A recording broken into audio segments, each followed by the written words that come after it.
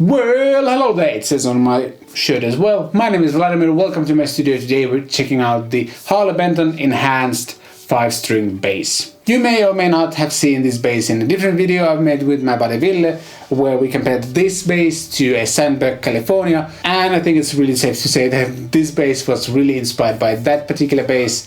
And while they look very similar, they're not exactly the same.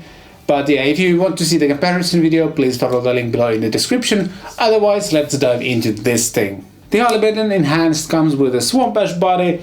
It's a maple neck, maple fretboard. There's a nice black binding going on, block inlays.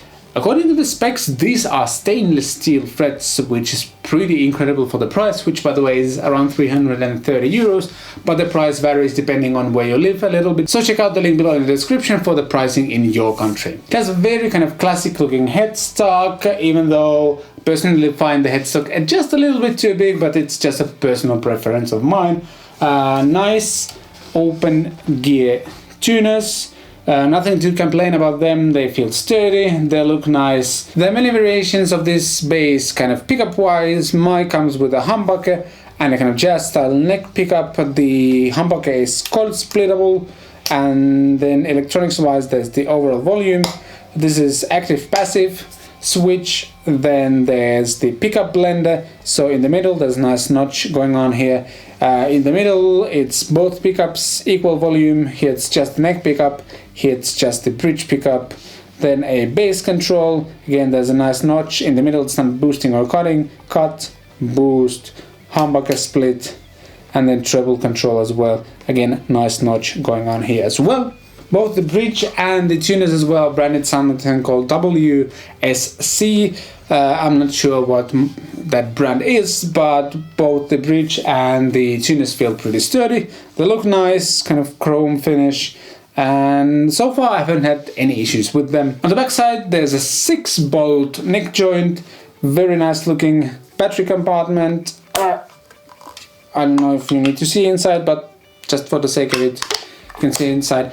And something that we noticed in our comparison between the Sandberg and this bass, something that's special about this bass is that you can put the strings either kind of from the front side of the bridge, like this, just here, or you can make this a kind of string through bridge as well. And that's how we string this bass with my friend. And I personally find this feature really cool. I haven't seen any of these kind of things on the guitar side.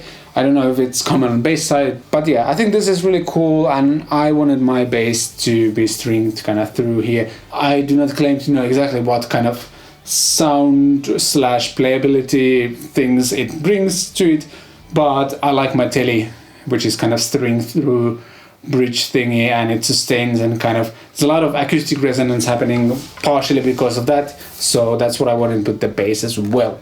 The neck and the whole bass are kind of this very nicely done matte finish. Just feels super smooth to play and hold, and all I can really say is just that this is a really nicely finished bass. Like the sanding has been done well, the whatever thing they might have applied on the body, all of that, it's just feels really smooth and kind of out of the way. Overall, I find this bass a little bit bulky. It's pretty heavy, and compared to the Sandberg, for example, everything is just slightly bigger, the body curves, the headstock and all of that. But on the other hand, I do like, because it's like a 5-string bass, somehow the weight kind of adds to the overall experience, I guess. I think that if you're a smaller person, you might find this bass a little bit kind of uncomfortable to play because of its size, and again, it's pretty heavy, so if you have a bad back or anything like that, this might not be the bass for you. But as with all kind of more affordable products, there's usually a lot of variation kind of weight wise in kind of affordable guitars and basses, so you might be able to find one that's pretty light. I actually prefer playing this bass standing up because it's a bit neck heavy, and if I put it on my knee it will dive neck wise pretty quickly. There's also a tusk nut, which is actually surprisingly well made, and I'm saying surprisingly well because on some of the Harley Benton guitars I've had, the nut, while functional, wasn't like super tidy looking, but this is well done overall. Maybe a little bit kind of rounded edges here and there, but I don't know, for the price of 300 and some euros, there's not much to complain about, to be honest. In the song you heard in the beginning, I was going from the bass into my Universal Audio Apollo Twin, and in the Apollo Twin there's this really cool Ampeg plugin that I was using for the sounds in the song. But right now let's just go direct DI basically and check out some of the sounds. We'll start with the neck pickup, and all the tone controls are kind of in the middle.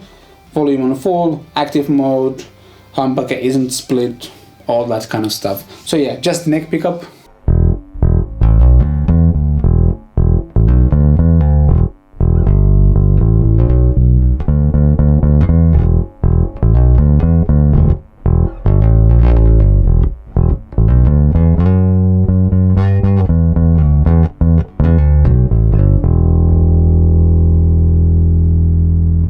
Both pickups.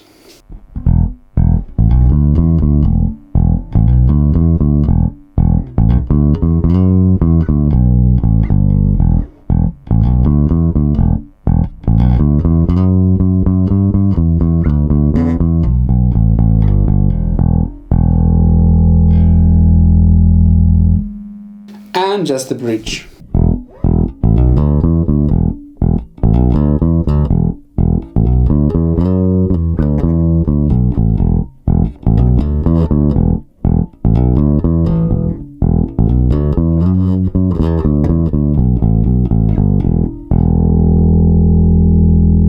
And let's split the humbucker.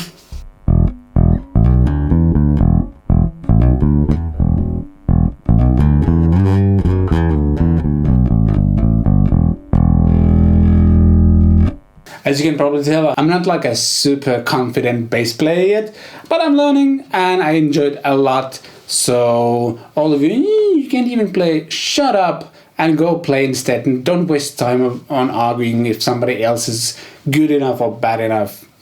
Random rant in the middle of the video for whatever reason. As you probably figured out already, because of the kind of blend control and the humbucker split thing, this bass allows you to get lots of different kind of sound variations, and you can fine tune them pretty nicely because the bass control and the triple control are also pretty powerful. I'm back to the middle pickup and the humbucker is in humbucking mode, so to speak. So bass control.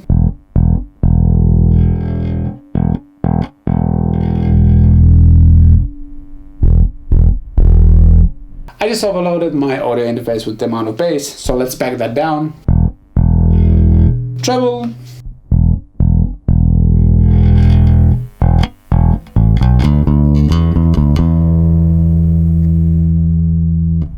Yeah, so with the combination of all of these controls, there's a lot you can do. There's also an active and passive mode.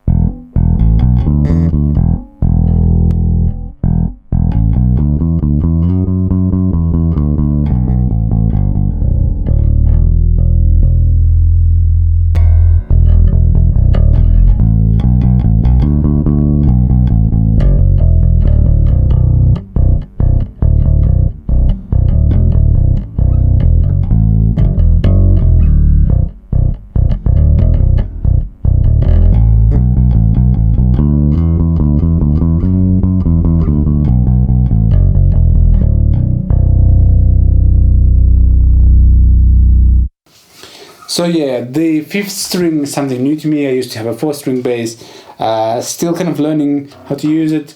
I think it's pretty good. Like the fifth string, it rings pretty clearly.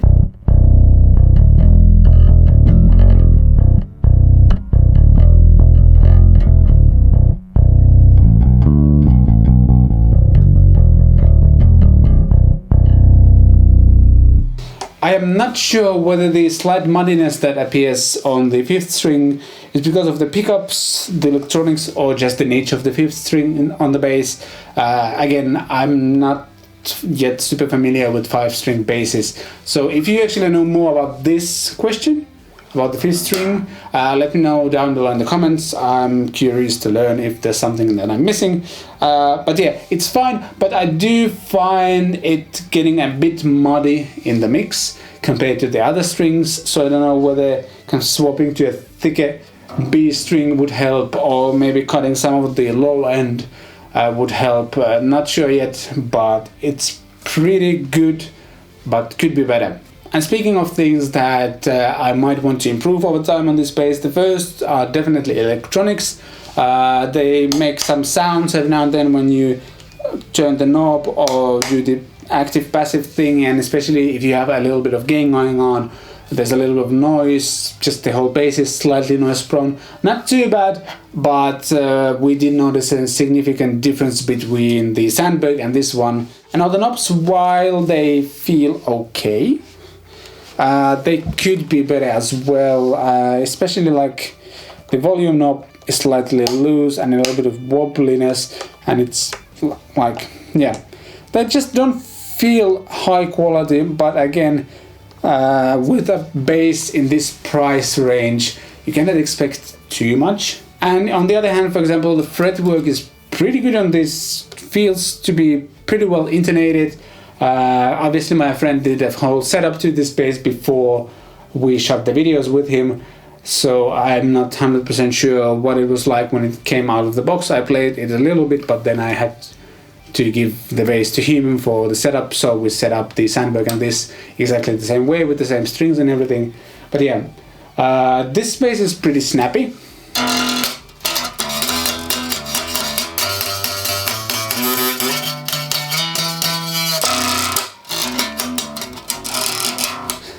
I enjoy the fact that it's loud acoustically. You might not be the fan of that, but I like that a lot, and it kind of resonates nicely, like headstock in the body, and when it's kind of against your body, it's cool because you can kind of feel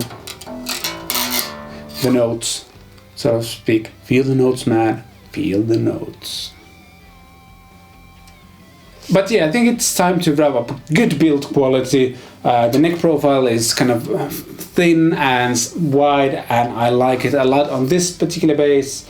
All the hardware seems fairly sturdy, haven't had any issues with it yet. The electronics could use a little bit of work. The pickups aren't the best in the world, but for a guy like me, they will probably serve me for a long time.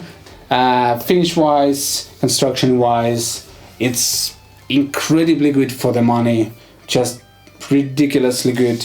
And yeah, I'm really impressed with this. I have actually played this live once already. It seemed to handle the temperature changes while traveling and at the place and back really well, stayed in tune well, and it was just fun, except I still don't know how to play the B string. When I kind of started listening to the rest of the band and kind of focused on other things, I many times accidentally played this note, thinking it was the G, while it actually being a D because it's a B string. So yeah, I need to get used to this a little bit more, but that's a personal thing, not a constructional thing. I also got a Harley Benton gig bag with this, and I think I actually need to pull it out from the closet at the end of this video just to show you what kind of gig bag you can get for 30 euros, I think. Just a second. This is a, well, actually it's a Thomann branded gig bag for bass. I think I paid 30 euros for this. It feels really good. Lots of padding happening inside and kind of fake leather thing going on. Nice straps to carry it on one of your shoulders or as a backpack thingy. Bunch of pockets here as well, and just really good pairing for this. This thing in total was under 400 euros. A giggable bass right out of the box. A really nice gig bag. Harley Benton has been knocking it out of the park lately. I think that's how you say it. Let me put this on the side. There you go. Yeah, I feel Harley Benton has been kind of exceeding their expectations lately, so to speak. The Fusion series, the SE Custom, the Harley Benton basses, they have the new double cut coming out as well. That was recently announced at TGU. and stuff like that. Just impressive budget instruments, and don't let the price fool you. These are really good.